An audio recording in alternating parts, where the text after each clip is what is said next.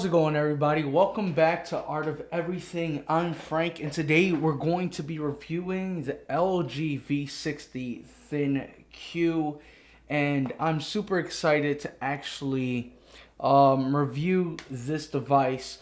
And I know it's been out for a while, but there's something about me wanting to review tech. I'm very big on tech and mobile devices, and to be very, very honest with you, I've been dying to actually get into this phone in review. And I'm just going to throw out some specs real quick because a lot of people think that this device cannot hang with devices like the Samsung Galaxy S20, S20 Plus, S20 Ultra, or even the Note series. And to be honest with you, I will honestly disagree. I'm sorry. I am looking for something because there's going to be something that I am going to need to show you. So, I'm going to throw out some specs real quick. It has a 6.8-inch display. It is a POLED display, HDR10+, 1080 by 2460. Yes, it's not a 4K display. Honestly, who cares? I'd be honest.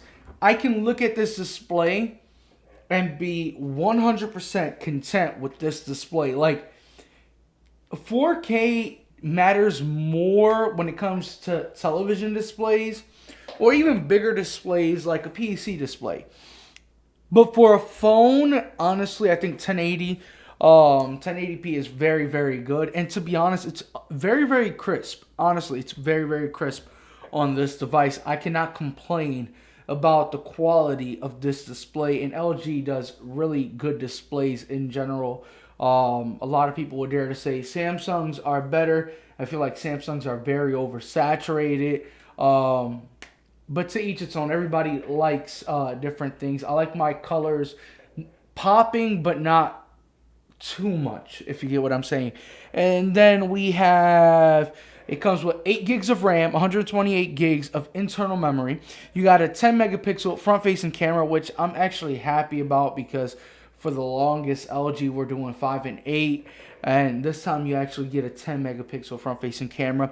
You get a 5,000 milliamp hour battery, which is good because this phone does support 5G. It is a 5G device, so that's a big plus.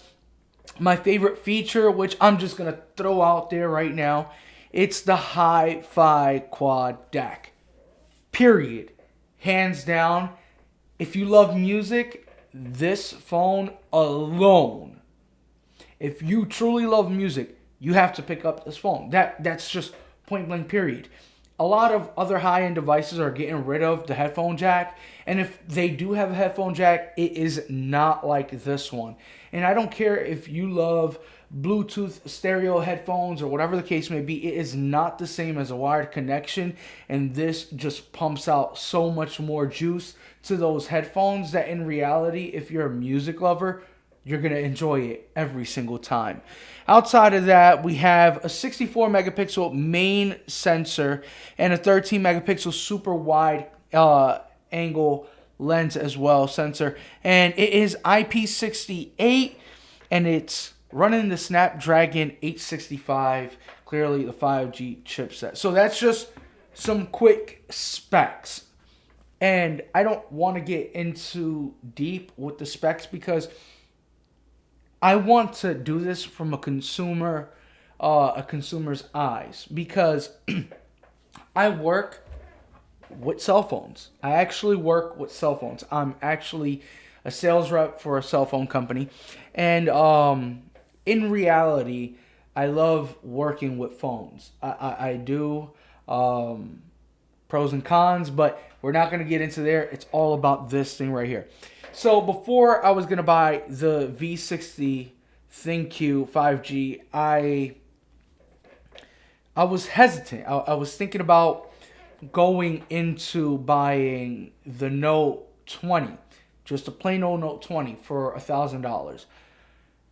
Now, at that time, I'm not sure if it's still going on, but they actually reduced the price on the V60. So the V60, if I'm not mistaken, retail value when it first came out was like 900, 950. Probably a little more depending what carrier you had. I have T-Mobile, so in reality, I think it was 900 when it released at T-Mobile. But they actually dropped it down when I purchased it to, guess what? 700. That is a big cut. I believe that's $200 cheaper. And $200, honestly, is $200 no matter what. I was thinking about purchasing the Note 20 because I am planning to start getting into cinematography and things of that sort. And I was thinking, like, a lot of times I'm on my phone. I don't walk around with a notebook all the time. Like, I have a notebook here with some specs and stuff for the phone, but I don't walk around with a notebook or a sketchbook to be sketching, scenes and shots and stuff like that. So I know one thing I have all the time is my phone. And I was thinking maybe I should just get the Note 20 because it comes with the pen. And, being able to just go ahead and sketch out my shots and stuff like that was a big thing that drew me to it. But the cons was no wireless charging, plastic back, and, I'm not biased. I love LG. I've always loved LG. I feel like LG always gives their consumers the best bang for their buck. Always. And they always got deals going on. Always. And I see Samsung, they're charging $1,000 for this device that doesn't have Qi charging, that is plastic bodied, and it's priced at the same price as their Samsung S20, if I'm not mistaken, or S20 Plus. But that kind of, as a consumer, that put me in a place where I was like, okay, should I get the Note 20 just because of the pen? Is it really worth it? I'm going to lose out on wireless charging. And I had to question its IP rating, because if I'm not mistaken, it does have an IP rating, which, the V60 has one as well, IP68. But the thing is, it's all glass compared to plastic. And that kind of worried me. So I ended up buying the V60. And I'm not going to lie, I am very, very satisfied. As a matter of fact, if anything, I am very glad that I purchased it. Because guess what? It also supports pen. So I ended up purchasing one from Amazon. It's not the best one. It was only $30. And it does just fine. It does just fine. Like, I can swipe around here, go into my quick memo, and just, draw something or write something, and it's very responsive. Like, I mean, very responsive. I cannot complain about this phone. Like, it does exactly what I was planning to purchase the Note 20 for, except for a fraction of the price. Also, the fact that I get dual screen. So, meaning I can be writing whatever it is that I need to write on one side while still watching a YouTube video or trying to learn how to do something while still drawing or sketching out my scenes or anything like that. Or maybe I just want to go ahead and get into social media and just go into Facebook and just scroll through Facebook while I'm sketching out what it is that I want to do. And me as a person, personally, I do a lot of multitasking. So people have asked me at work, and people that know me that know that I got this phone, they have asked me, hey, do you actually use the displays? Do you actually use both of them? The answer simply is yes, I do. And the reason why I do is, like I said, I do multitask a lot. I really do. Like, I bought a little case, cheap little case from Amazon, just in case I wanted to just swap it out and just use the phone. Because, yeah, the con is is trying to take a photo with the phone and having the dual screen, or trying to put it on a selfie stick, or whatever the case may be. It can be very, very annoying sometimes. But there are pros in using it when taking a photo. So I find it that when you actually take a photo, right? I'm just going to take a quick selfie snap. I can actually go ahead and open this up, and there, the gallery. There's the gallery. I don't have to do any extra steps. I can edit and do everything that I need to do on this second display without having to get out of the camera. And that comes handy big time, especially when if you're a content creator or you like shooting photos and editing, and then there's something that comes up. Like, imagine you're out at a park and you're just taking photos, and you're trying to edit one, and then all of a sudden a boat comes by and you just see it and you want to take that photo. You don't have to stop editing to snap that photo.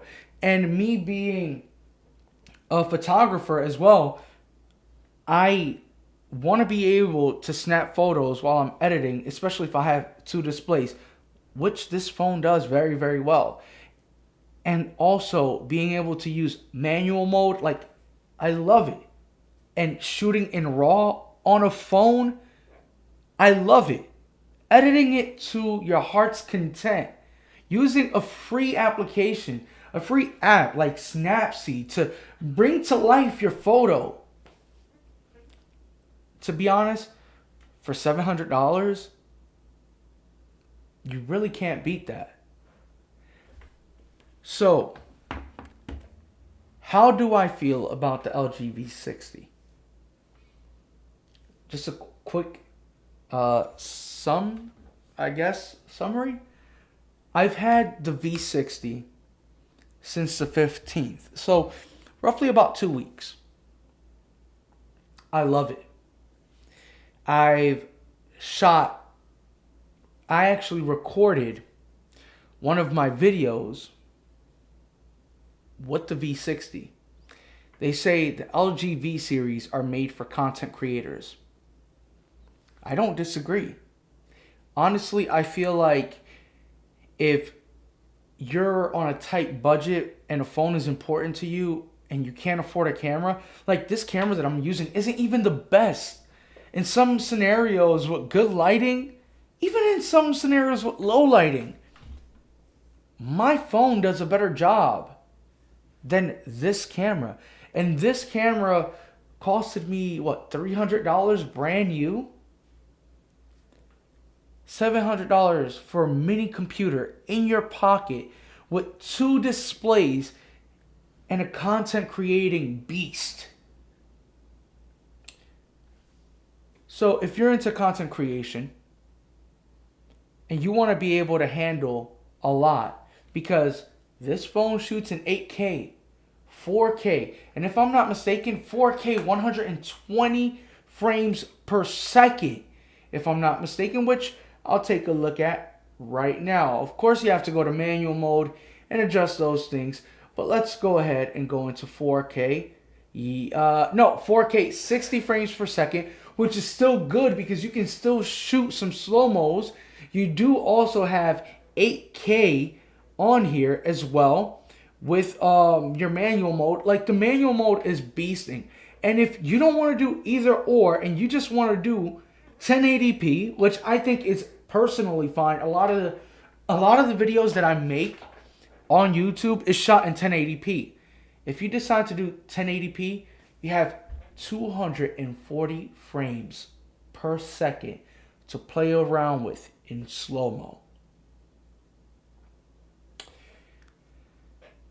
Yeah, this is a content creating beast.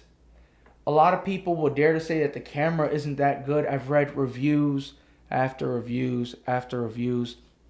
I actually put this camera to test when I shot photos of course, it was in a setting where I actually was able to use lighting and stuff like that. I actually, it was a controlled setting that I did it. I actually shot my old Canon EOS Elaine 2 with a lens, and actually this camera, which is the EOS 2000D, also known as the T7.